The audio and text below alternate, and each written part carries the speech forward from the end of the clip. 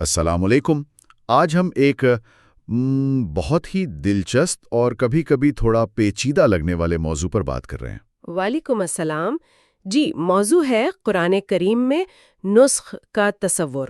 ہاں، یعنی کسی آیت یا حکم کا منسوخ ہو جانا۔ اور خاص طور پر ہم سورۃ البقرہ کی آیت 106 ما ننسخ من آیتن کے حوالے سے بات کریں گے۔ بالکل، اور ہمارے پاس ایک تفسیر کے کچھ اقتباسات ہیں جو اس آیت اور نسخ کے تصور کی وضاحت کرتے ہیں۔ تو مقصد یہ ہے کہ آج سمجھیں کہ یہ ماخذ نسخ کے بارے میں کیا کہتا ہے، اس کی کیا صورتیں ہیں، کیا مطلب ہے، اور اس میں کیا حکمت بتائی گئی ہے۔ جی، اور سب سے بڑا سوال جو ذہن میں آتا ہے وہ یہی کہ بھئی اللہ کا کلام جو ہمیشہ کے لیے ہے، اس میں تبدیلی یا منسوخی یہ کیسے ممکن ہے؟ یہ ایک بہت اہم سوال ہے اور اسی کو سمجھنے کی کوشش کریں گے اس تفسیر کی روشنی میں۔ چلیں شروع کرتے ہیں۔ آیت 106 کا ترجمہ ہے، ہم جس آیت کو منسوخ کر دیتے یا اسے فراموش کرا دیتے تو اس سے بہتر یا ویسی ہی اور آیت بھیج دیتے ہیں۔ کیا تم نہیں جانتے کہ خدا ہر بات پر قادر ہے؟ تو سب سے پہلے یہ نسخ کا لفظ، اس کا کیا مطلب ہے یہاں؟ دیکھیں، لغت میں عربی زبان میں نسخ کے دو مطلب آتے ہیں۔ ایک تو ہے جیسے کسی کتاب کو نقل کرنا، کاپی کرنا۔ اچھا، لیکن یہاں وہ مراد نہیں، یہاں دوسرا معنی ہے، یعنی کسی چیز کو ہٹا دینا، مٹا دینا یا زائل کر دینا۔ جیسے مثال دیتے ہیں کہ سورج نکلا تو اس نے سائے کو نسخ کر دیا، یعنی سائے کو ختم کر دیا۔ تو آیت میں نسخ سے مراد کسی حکم کو یا کسی آیت کو ہٹا دینا ہے یا بدل دینا ہے۔ ٹھیک، تو یہ نقل والا معاملہ نہیں بلکہ ہٹانے یا بدلنے کا ہے۔ یہ تو پہلی بات واضح ہوئی۔ اچھا، تو یہ جو ماخوذ اس میں اس کی کچھ قسمیں بھی بتائی ہیں کہ یہ کیسے کیسے ہوتا ہے؟ جی ہاں، اس تفسیر میں نسخ کی 3 اہم صورتیں بیان کی گئی ہیں۔ جی، پہلی صورت تلاوت منسوخ، حکم باقی۔ ایک منٹ، تلاوت منسوخ یعنی وہ آیت قرآن میں اب پڑھی نہیں جاتی؟ جی ہاں، مگر اس کا جو حکم تھا وہ باقی سمجھا جاتا ہے۔ اس کی مثال کے طور پر اکثر آیت رجم کا ذکر کیا جاتا ہے۔ اچھا، ٹھیک ہے۔ اور دوسری صورت؟ دوسری صورت اس کے برعکس ہے، حکم منسوخ، تلاوت باقی۔ یہ زیادہ سننے میں آتی ہے۔ جی، یعنی آیت قرآن میں موجود ہے، پڑھی جاتی ہے، مگر اس پر عمل نہیں ہوتا، اس کا حکم ختم ہو چکا ہے۔ مثال کے طور پر؟ جیسے پہلے والدین اور رشتہ داروں کے لیے وصیت کرنا فرض تھا ایک آیت کے ذریعے، بعد میں جب وراثت کی تفصیلی آیات آ گئیں تو وصیت کا وہ لازمی حکم منسوخ ہو گیا۔ لیکن وصیت والی آیت اب بھی قرآن میں ہے؟ بالکل، اسی طرح بیوہ کی عدت پہلے 1 سال تھی، وہ آیت بھی موجود ہے، مگر بعد میں حکم آیا 4 مہینے 10 دن کا، تو پہلے والا حکم منسوخ ہو گیا، اگرچہ آیت کی تلاوت باقی ہے۔ صحیح۔ اور تیسری قسم؟ تیسری قسم ہے تلاوت اور حکم دونوں منسوخ۔ اچھا، یعنی نہ آیت باقی نہ حکم؟ جی، یعنی نہ وہ الفاظ اب قرآن کا حصہ ہیں اور نہ ہی ان میں جو حکم تھا وہ لاگو ہے۔ بعض روایات میں آتا ہے کہ سورۃ الاحزاب پہلے بہت لمبی تھی، تقریباً سورۃ البقرہ جتنی، مگر اس کا بڑا حصہ تلاوت اور حکم دونوں اٹھا لیا گیا۔ یہ تو واقعی بڑی غور طلب بات ہے کہ الفاظ بھی اٹھائے جا سکتے ہیں۔ اچھا، ایک اور بات، کیا یہ نسخ ہر طرح کی آیات پر لاگو ہوتا ہے یا صرف خاص قسم کی آیات پر؟ نہیں، یہ بہت اہم نکتہ ہے۔ یہ ماخذ واضح کرتا ہے کہ نسخ کا تعلق صرف اوامر و نواہی سے ہے۔ اوامر و نواہی یعنی وہ آیات جن میں کوئی حکم دیا گیا ہے، یہ کرو، یا کسی چیز سے منع کیا گیا ہے، یہ نہ کرو۔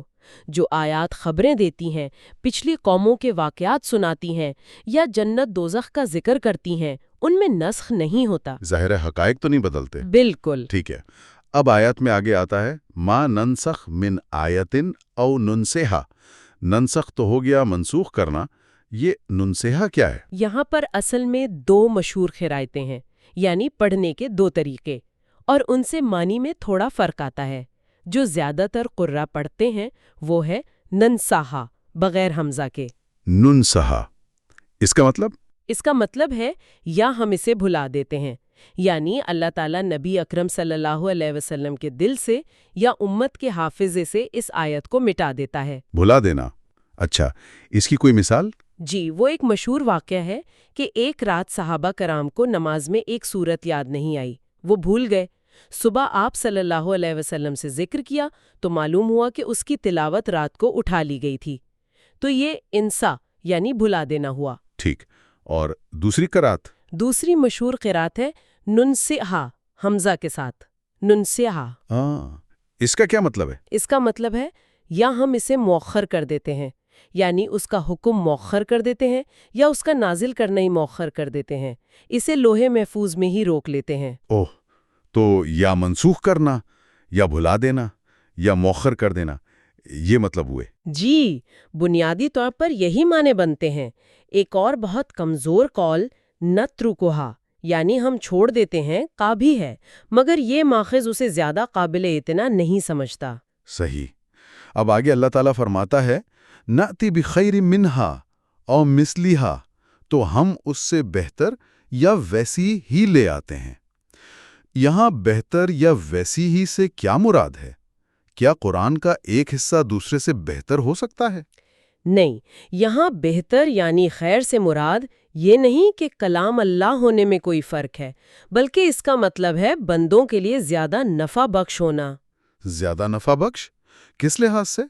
ہو سکتا ہے عمل کرنے میں زیادہ آسانی ہو، یا اس پر ثواب زیادہ ملتا ہو، اس لحاظ سے وہ خیر یعنی بہتر ہے۔ اچھا، اور مثلیہا یعنی ویسی ہی؟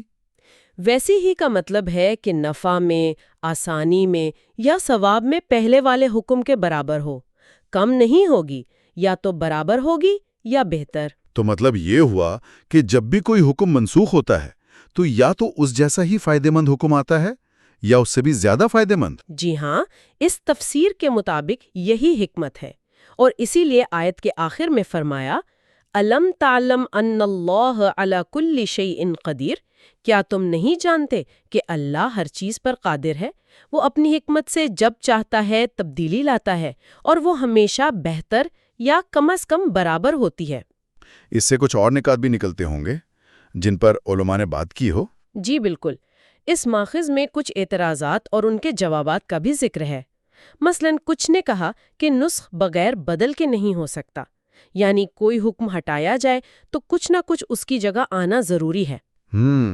یا یہ کہ نیا حکم پہلے والے سے زیادہ مشکل یا بھاری نہیں ہو سکتا، یا یہ کہ قرآن کا حکم حدیث سے منسوخ نہیں ہو سکتا۔ اچھا، تو اس تفسیر میں ان کے کیا جوابات دیے گئے ہیں؟ جواب یہ دیا گیا ہے کہ کبھی کبھی کسی حکم کا سرے سے نہ ہونا ہی بندوں کے لیے خیر یعنی بہتر ہوتا ہے، تو بغیر بدل کے بھی نسخ ہو سکتا ہے۔ صحیح۔ اور زیادہ مشقت والا حکم اگر زیادہ ثواب کا باعث ہے تو وہ بھی بندوں کے لیے خیر یعنی بہتر ہو سکتا ہے، تو یہ اعتراض بھی درست نہیں۔ اور قرآن کا حدیث سے منسوخ ہونا؟ اس پر کہا گیا کہ حدیث بھی تو وہی ہی ہے، اللہ ہی کی طرف سے ہے، تو اگر حدیث سے کوئی قرآنی حکم منسوخ ہو رہا ہے تو وہ بھی اللہ کے بہتر لانے کے وعدے کے خلاف نہیں، کیونکہ وہ بہتر چیز بھی اللہ ہی کی طرف سے آئی ہے۔ زبردست۔ تو خلاصہ یہ ہوا کہ اس تفسیر کی روح سے نسخ اللہ تعالیٰ کا ایک بہت ہی حکمت بھرا عمل ہے، جس میں وہ اپنی مرضی اور بندوں کے فائدے کے لیے کسی آیت کی تلاوت یا حکم یا دونوں کو بدلتا ہے۔ جی، اور اس کی جگہ ہمیشہ ایسی چیز لاتا ہے جو یا تو پہلے جتنی ہی فائدہ مند ہو یا اس سے بھی زیادہ، اور یہ سب اللہ کی قدرت کاملہ اور اس کی حکمت کو ظاہر کرتا ہے۔ بالکل۔ یہاں ایک بات شاید سوچنے کے لیے چھوڑی جا سکتی ہے، جو اسی ماخذ کی روح سے مطابقت رکھتی ہے۔ جی فرمائیے۔ کہ اگر خود وحی کے نزول کے دوران بدلتے ہوئے حالات یا بندوں کے وقتی فائدے کے لیے احکام میں تبدیلی اور تدریج ممکن تھی اور اللہ نے اسے خیر قرار دیا، تو اس سے ہمیں آج کے دور میں جو دین کے دائمی اصول ہیں انہیں نئے اور پیچیدہ مسائل پر لاگو کرنے کے طریقہ کار کے بارے میں کیا کوئی رہنمائی، کوئی اشارہ مل سکتا ہے؟ یہ واقعی ایک گہرا سوال ہے، غور و فکر کے لیے۔ بس ایک سوال ہے، غور کرنے کے لیے۔ بہت خوب۔ اسی نقطے پر ہم آج کی گفتگو ختم کرتے ہیں۔ آپ کا بہت شکریہ۔ بہت شکریہ۔